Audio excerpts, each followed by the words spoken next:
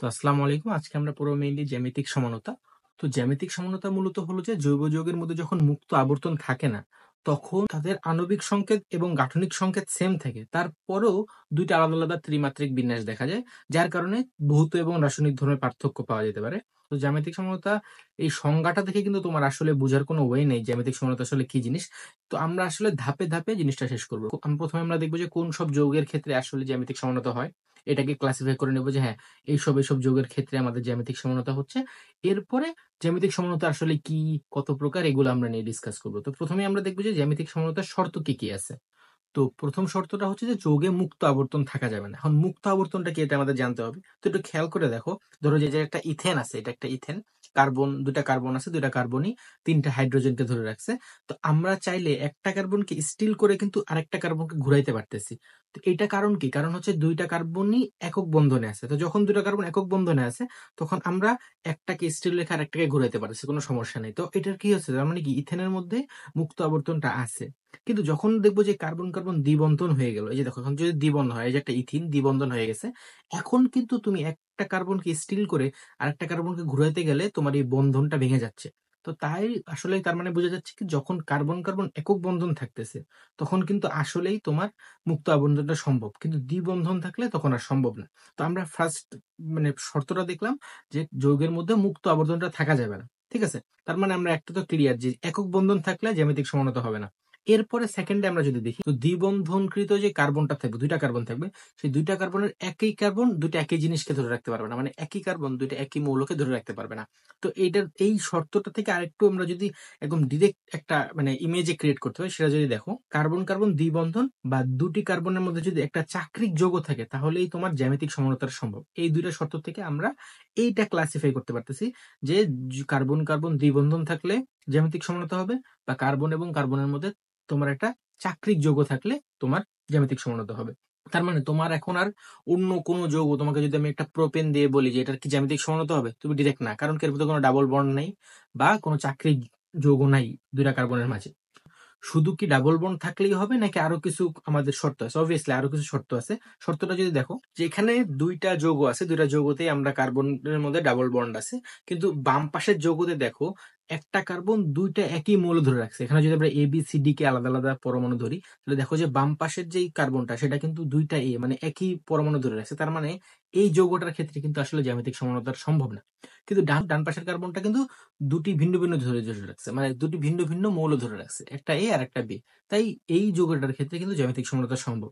তার মানে আমরা জ্যামিতিক সমানতার শর্ত দেখে এতটুকু আন্দাজ করতে পারবো যে জ্যামিতিক সমানতা আসলে হয় কাদের।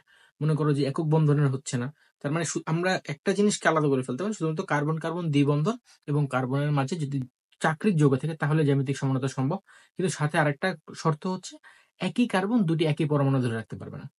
তো আমরা এখন একটা এমসিকিউ দেখি যে কোন যৌগটিতে আসলে জ্যামিতিক সমানতা সম্ভব। এরকম টাইপের কোশ্চেন কিন্তু ঢাকা ভার্সিটির অ্যাডমিশনে বা বিভিন্ন অ্যাডমিশনের এমসিকিউতে আসে থাকে। তো এই অপশনটা তুমি দেখো যে আমাদের শর্ত কি ছিল, কার্বন কার্বন দ্বিবন্ধন হইতে হবে, একটা শর্ত ছিল। মানে শর্তের মধ্যে আমরা পেয়েছিলাম কার্বন কার্বন দ্বিবন্ধন হইতে হবে।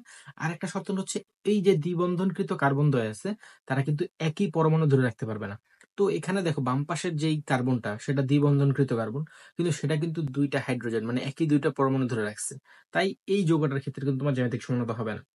এবার বি অপশনটার ক্ষেত্রে দেখো এখানে তো কার্বন কার্বন দ্বিবন্ধনই নেই, তার মানে এখানেও জ্যামিতিক সমানতা হবে না। সি অপশনটার ক্ষেত্রে তুমি দেখো যে এখানে বাম পাশের কার্বন যেটা দ্বিবন্ধনকৃত কার্বন, সেটা একটা এইচ আর একটা সিএল ধরে রাখছে, মানে ভিন্ন ভিন্ন পরমাণু ধরে রাখছে।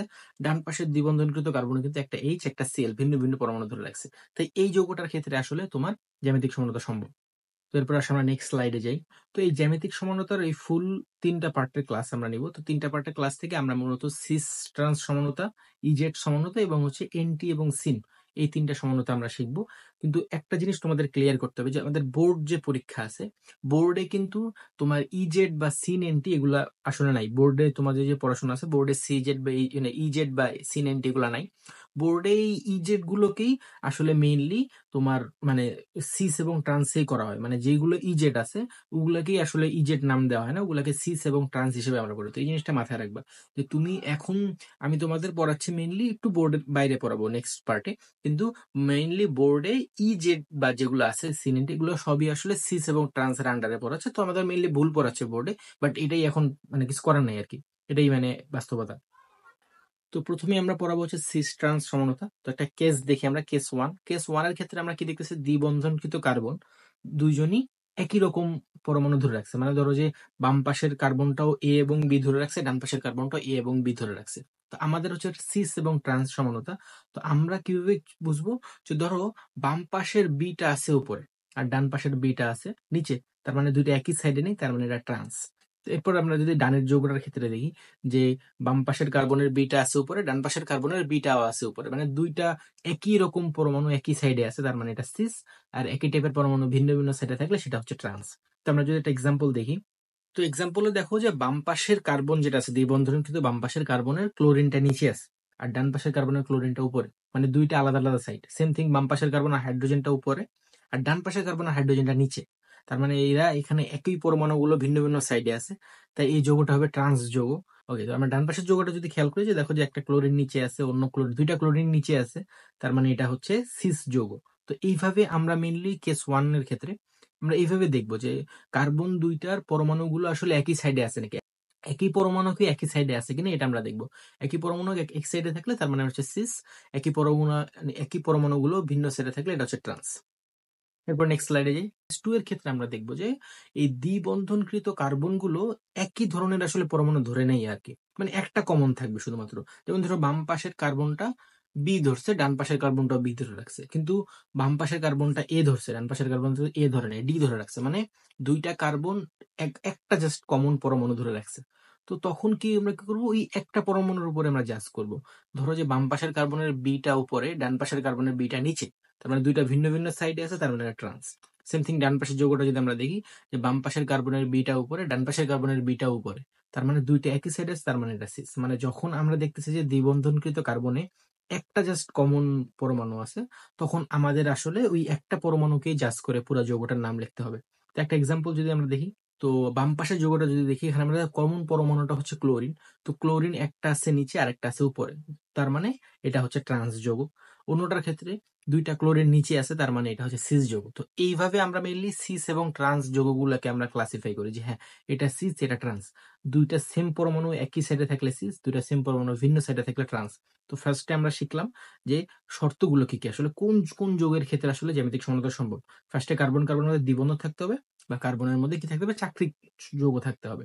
তো এই দুইটা শর্ত যদি ফিল আপ হলো, ওকে, দেন আমরা দেখবো যে একই কার্বন দুটো একই পরমাণু ধরে রাখছে কিনা। যদি না ধরে রাখে তাহলে আমাদের জ্যামিতিক সমানতা ভালো মতো সম্ভব, দেন আমরা ক্লাসিফাই করবো এটা সিস এটা ট্রান্স। ওকে, আজকে এই পর্যন্তই। আসসালামু আলাইকুম।